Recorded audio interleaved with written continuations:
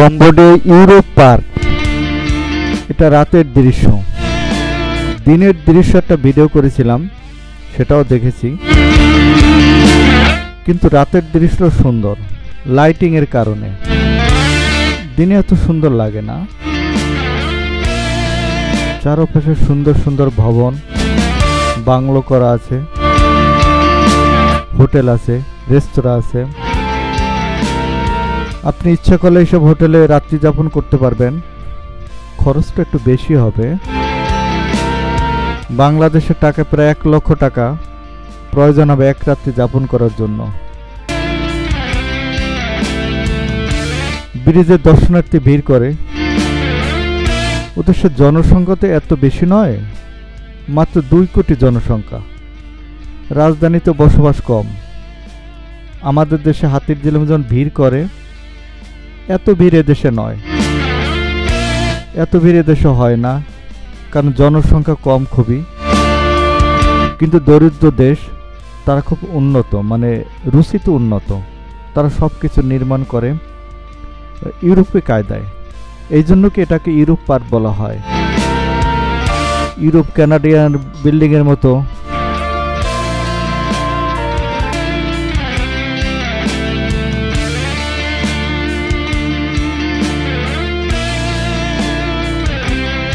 কম্বোডিয়ার আয়তন বাংলাদেশে যে অল্প কিছু কম। কম্বোডিয়ার আয়তন হলো 1,81,035 বর্গ কিলোমিটার। এর রাজধানীর নাম নমপেন। নমপেনের পাশেই ইউরোপ পার্ক।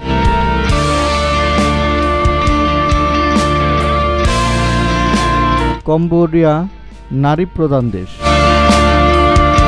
বাইরের সব কাজ নারীরাই করে, আর ঘরের কাজগুলো পুরুষরা করে থাকে। এটা নিয়ে তাদের মতো কোনো প্রবলেম নাই। হোটেল, রেস্তোরাঁ সবই নিয়ে নারীরা পরিচালনা করে।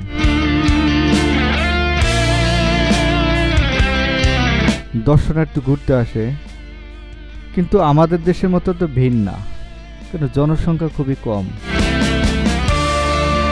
কারুকার্য খুবই সুন্দর, আধুনিক নির্মাণ শৈলী, বিশেষ করে লাইটিং ভালো। রাতের লাইটিংটা সুন্দর করে, দিনের চেয়ে রাতের দৃশ্য ভালো হয়। অবশ্য রাতের একটা ভিডিও আমরা বানিয়েছিলাম।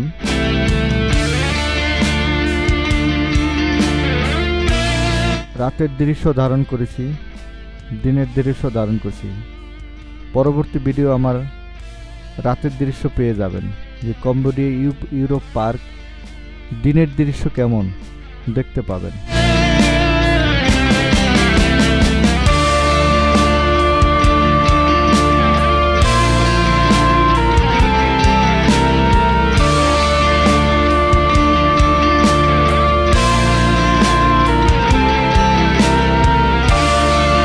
এই হোটেল, রেস্তোরাঁগুলো খোলা থাকে রাতে, কিন্তু দর্শনার্থী কম, বিশেষ করে পর্যটকের উপর নির্ভর থাকে। হোটেল, রেস্তোরাঁগুলো পর্যটকই থাকে। ছোট ছোট নৌকা আছে, এই নৌকায় ভ্রমণ করা যায়।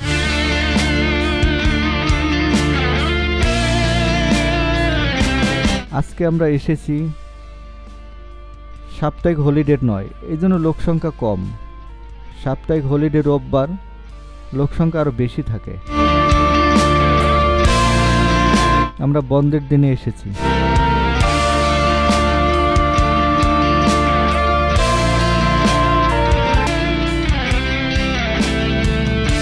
এই আমার বন্ধু হাঁটতাছে। কেমন লাগছে? ভালোই তো, সুন্দর জায়গা। আমরা সুন্দর সময় উপভোগ করছি। আপনারা কম্বোডিয়া আসেন, দেখতে পাবেন সুন্দর সুন্দর দৃশ্য। আপনাদের নিমন্ত্রণ জানাচ্ছি। আকাশটা অনেক সুন্দর লাগছে না? এই যে ছোট ছোট ঘোড়ার মতো গাড়িগুলো, এগুলো এখানে ভাড়া পাওয়া যায়। নারী পুরুষ উভয় চলতে পারে। মনে হয় যেন একটা ছোট্ট জীবজন্তু চলছে। নির্দিষ্ট এরিয়ার ভিতরে এরা ঘুরতে পারে, এরিয়ার বাইরে যেতে পারে না। এই যে এখানে চক্কর দিবে।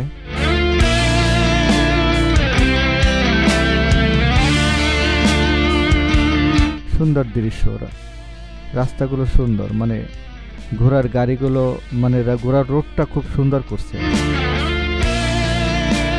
কালো হলুদ বিভিন্ন রঙের থাকে এগুলো।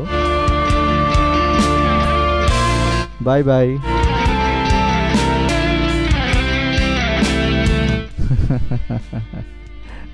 সুন্দর দৃশ্য, আমরা সবাই আছি, আপনারা কম্বোডিয়া আসবেন, দেখে যাবেন।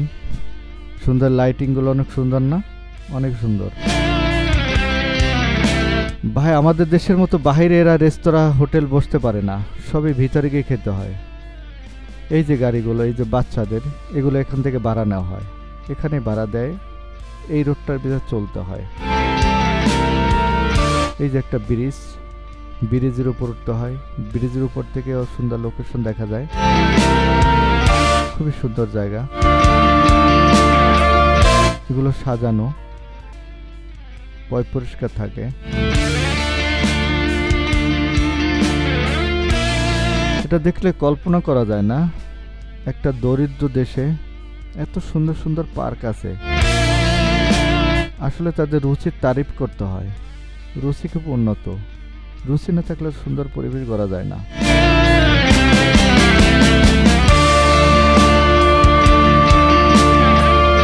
এই যে আইসক্রিম দোকান, ছোট ছোট দোকান বসে, এখান থেকে আইসক্রিম কেনা যায়। রবিউল ইসলাম রবি, ভ্রমণ পিয়াসী, কম্বোডিয়া, ইউরোপ পার্ক।